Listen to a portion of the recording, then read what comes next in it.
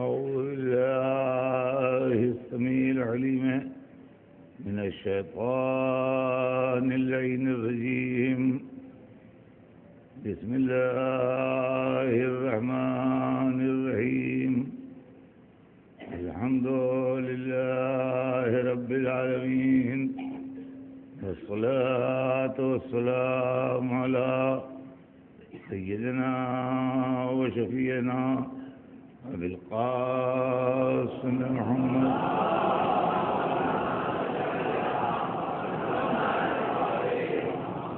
وآله الطيبين الطاهرين المعصومين ولعنة الله على أعدائهم أجمعين من يومنا هذا إلى يوم الدين. أما بعد فقد قال رسول الله صلى الله عليه وآله وسلم إني تارك فيكم الثقلين كتاب الله وعترتي أهل بيتي ما إن تمسكتم بهما لن تضلوا بعدي وإنهما لن يفترقا حتى يردا علي الحوض. صلوات محمد.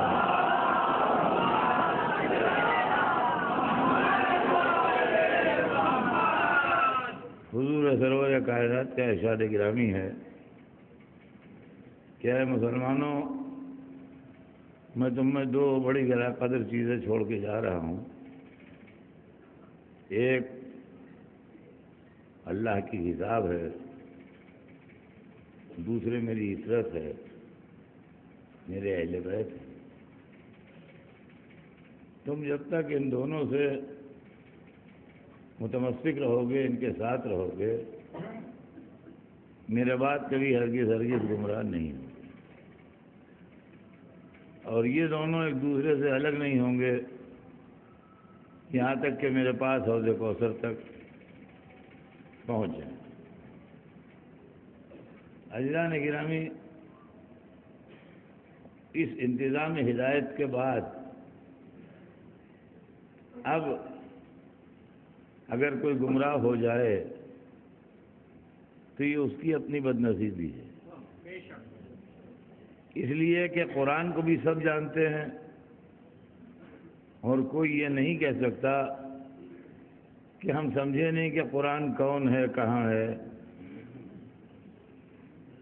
اور اہل بیت کو بھی سب جانتے ہیں، کوئی یہ نہیں کہہ سکتا کہ ہم پہچانے نہیں کہ اہل بیت کون ہے. تو جب قرآن و اہل بیت کو سب جانتے ہیں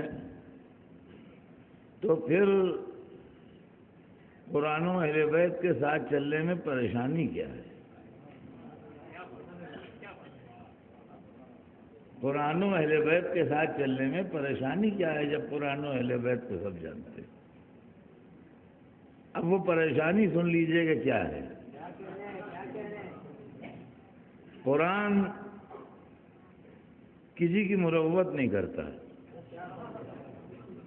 بادشاہ ہو، مالدار ہو، تاجر ہو، کوئی بڑے سے بڑا ہو، کوئی ہو، قرآن کسی کی مروت اس لیے نہیں کرتا کہ مروت کرتا ہے آدمی اس لیے کہ وہ ہم سے بڑے ہیں، ہم سے بگڑ نہ جائیں.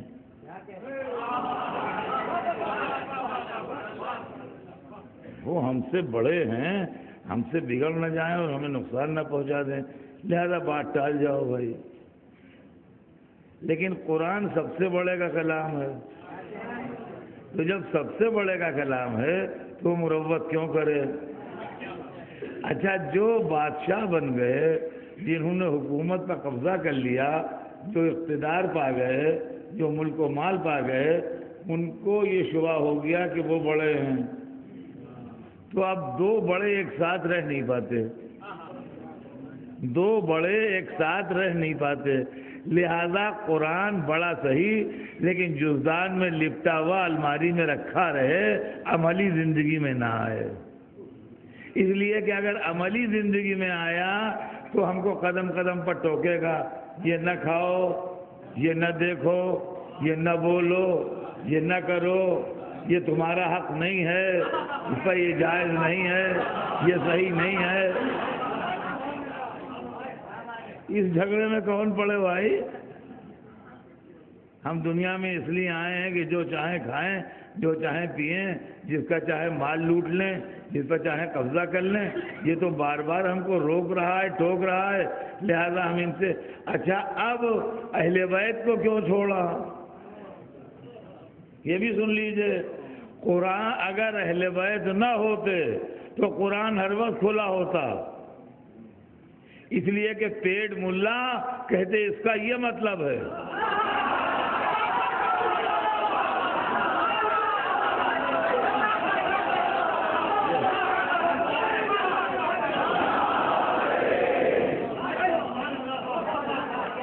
پیٹ ملا کہتے اس کا یہ مطلب ہے، اس آیت کا یہ معنی ہے، آپ نہیں جانتے؟ ہم نے کتنی عربی پڑھی ہے، اس کا یہ مطلب نکل رہا ہے۔ سرکار کر رہے ہیں وہ ٹھیک کر رہے ہیں، بالکل قرآن کے مطابق ہے۔ وہاں مشکل یہ تھی کہ اہل بیت موجود تھے تشریح قرآن کرنے کے لیے، لہذا قرآن کے اندر آیت نکلے گی، اہل بیت مطلب بتائیں گے، پھنسیں گے یہ، لہذا قرآن کو بھی چھوڑا، اہل بیت کو بھی چھوڑا۔ اب عزیزان گرامی، دنیا میں جو گمراہی پھیلی ہے وہ اس لیے پھیلی ہے کہ یہ بات ثابت ہے گمراہی کے لفظ سے کہ قرآن و اہل بیت کو چھوڑ دیا ہے۔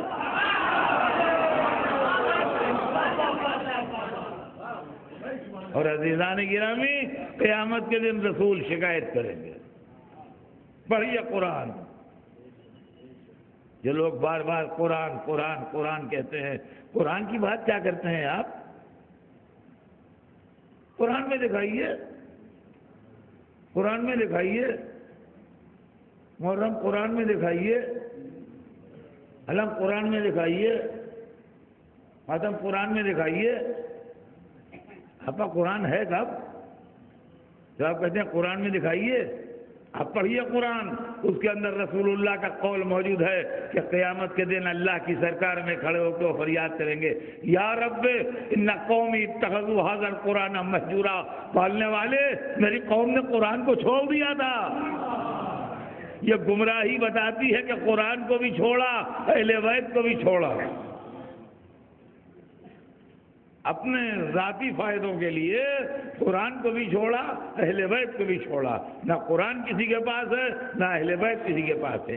آج امت مسلمہ یہ فریاد کر رہی ہے کہ مسلمان اس حال میں ہے اور مسلمان اس حال میں ہے اور مسلمان اس حال میں ہے۔ ایک مسلمانوں کے غمناکی کی داستان ہے جو ہر روز سویرے کے اردو اخباروں میں پڑھ لیجئے۔ اگر آپ اردو نوئنگ ہیں تو ہندوستان کے اندر اردو اخباروں میں مسلمانوں کی بدنصیبی کی داستان پڑھ لیجئے، کوئی سا بھی اخبار لے لیجئے، فلسطین میں یہ ہوا، غزہ میں یہ ہوا، مصر میں یہ ہوا، افغانستان میں یہ ہوا، پاکستان میں یہ ہوا، اتنے پورے جگہ مار دیے گئے، اور اتنا بم بلاسٹ ہو گیا، اور اتنا یہ ہو گیا، اور اتنا وہ ہو گیا، اور اسرائیل یہ کر رہا ہے، اور فلاں یہ کر رہا ہے، اور فلاں یہ کر رہا ہے، اور امریکہ سازش یہ ہو رہی ہے، اور برطانیہ نے یہ حرکت کر دی ہے، اور یوں ہمارے اوپر نقصان پہنچا دیا ہے، اور یوں ہم پر ظلم کر دیا ہے، اور یوں ہم کو ستا دیا ہے، یہ سب ہو رہا ہے۔ مصیبتوں کی کہانیاں تو بہت ہیں، لیکن علاج کی فکر نہیں ہے، اور علاج بہت ہی عمدہ ہے اور صاف ہے، اور وہی حکیم جس نے روز اول آپ کا علاج کیا تھا جہالت کے دور میں،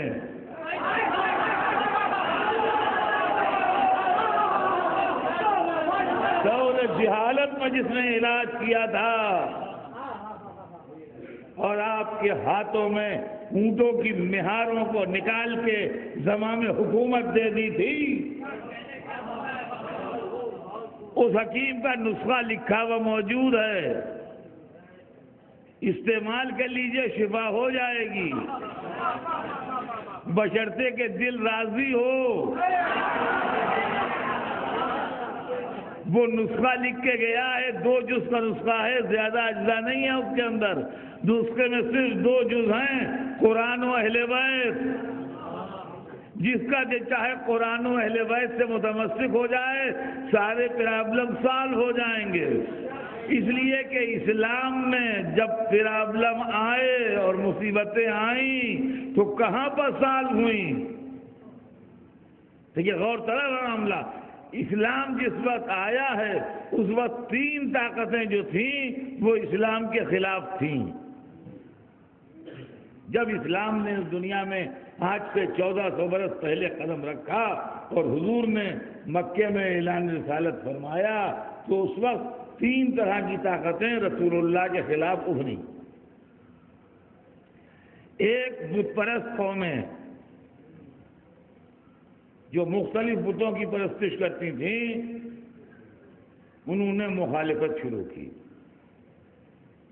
لات و حبل و منات و عزا کے پجاری اسلام کی مخالفت کرنے کے لیے اٹھ کھڑے ہوئے اور انہوں نے کہا ہمیں یہ دین قبول نہیں ہے، ہمیں یہ میسج اور ہمیں یہ پیغام قبول نہیں ہے۔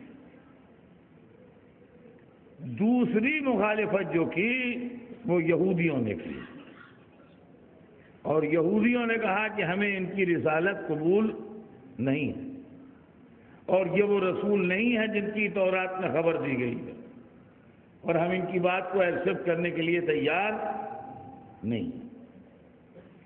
تیسری مخالفت جو کی وہ نصرانیوں نے کی، عیسائیوں نے، اور انہوں نے کہا کہ ہم ان کو رسول ماننے کے لیے تیار نہیں، اور ہم ان کی رسالت کو ایکسپٹ نہیں کرتے۔ یہ تینوں چیزیں جو ہیں میں آپ کو رسول کی زندگی میں اشارہ کر دوں اور ثبوت دے دوں تاکہ بچوں کے ذہن میں بات بیٹھی رہے۔ بت پرست قومیں مخالف تھیں رسول اللہ کی، اس کا ثبوت یہ ہے کہ آپ نے لڑائیوں میں، بدر میں اور احد میں اور خندق میں ان لوگوں سے مقابلہ کیا جو بت پرست تھے، اور یہ لوگ آپ سے لڑنے آئے۔ یہ 3 لڑائیاں اس بات کی گواہ ہیں کہ حضور کے خلاف تھیں بت پرست قوم۔ جنگ خیبر اس بات کی دلیل ہے کہ یہودی جو تھے وہ رسول اللہ کے خلاف تھے۔ یہ دوسرا گروہ تھا جو رسول اللہ کے خلاف تھا۔ واقعہ مباہلہ جو قرآن مجید میں منشن ہے باقاعدہ، یہ اس بات کی دلیل ہے کہ وہ لوگ خلاف تھے رسول اللہ کے جو حضرت عیسیٰ کے ماننے والے تھے، اور جناب عیسیٰ کو نبی مانتے تھے یا خدا کا بیٹا کہتے تھے۔ نبی مانتے ہوتے تو جھگڑا ہی کا تھا، خدا کا بیٹا کہتے تھے۔